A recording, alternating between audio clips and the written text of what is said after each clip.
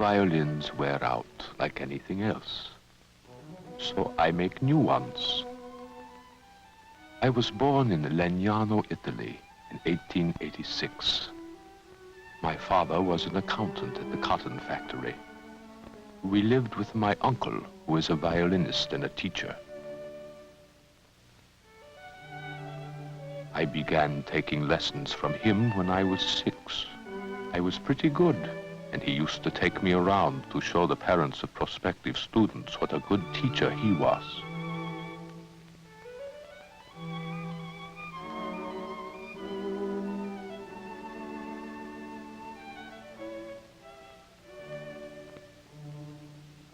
I made my first violin when I was 10. I didn't like the way my own violin sounded.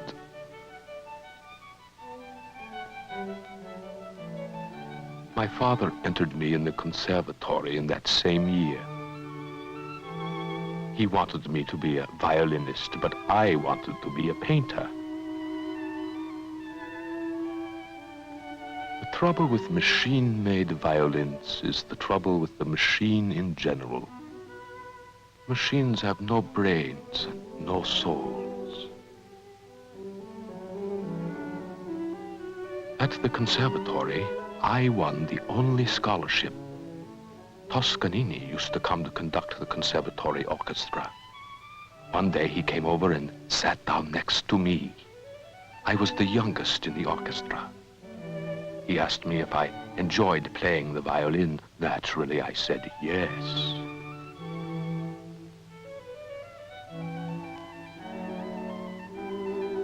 I entered 2 violins and a viola in an international competition in Amsterdam. I won a diploma for each instrument. I was the only one in America. After I graduated from the conservatory, the Symphony of Nice hired me as concertmaster. We played on a large pier. During the war, the Germans blew it up. The symphony job lasted about a year. At that time, I was unhappy about a love affair, so I took the boat and I came to New York. I was there for 2 months looking for work, and on New Year's Eve, they hired me to play at the Hotel Astor. It had just opened at that time, 1909. Teddy Roosevelt was there that first night. He had such a high-timbered voice. I met my wife in New York. She was a secretary and spoke several languages: Italian, French, English, and Spanish. We have been happily married for over 50 years. This scroll is just like the face of a person. You can say that one scroll is happy, another one sad. From the Astor Hotel, I went to the Biltmore Hotel. I was at the Biltmore for 15 years. I finally quit when one day the manager decided he wanted me to play for the hotel's afternoon tea dance. I told him I was not born to play dance music and that I was not going to play it. Well, they got someone else who would play it. Then I opened a studio. I had quite a few students at that time. I was happy to see that some of them turned out to be fine musicians.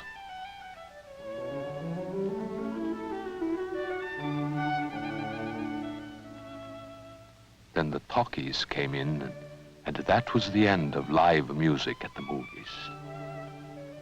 Well, parents didn't want their children to grow up and become unemployed musicians, and they stopped the lessons. I couldn't support my family on the few students who were left.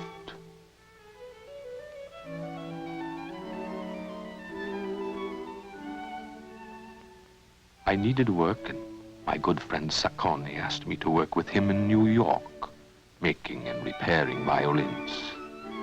I was there for 3 years. Then Wurlitzer, engaged me to come to Los Angeles.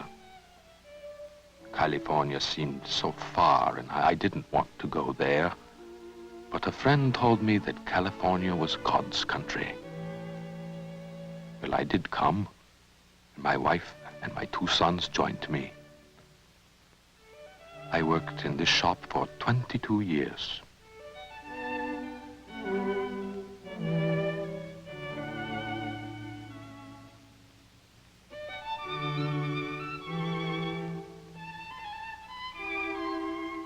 I don't have many records because I am afraid I would copy the ones that I liked. But there is nothing wrong with taking something good from somebody else. The problem is in knowing good from bad. Why, I make copies of great violins, but I also make some of my own design. But you don't want to be a copy. You want to be an individual. It's better to keep your own interpretation. Wrong or right, it is your own.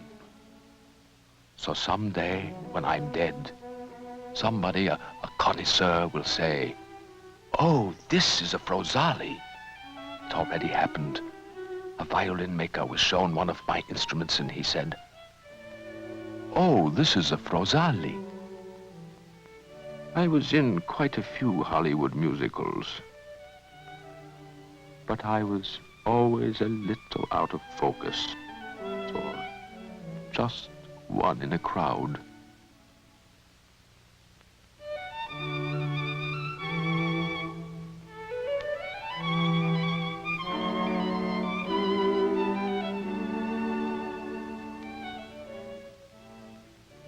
I can tell what kind of character a violin will have, like watching a boy growing up. With all the coats of varnish and the curing of the wood, it takes about a year for me to make a violin.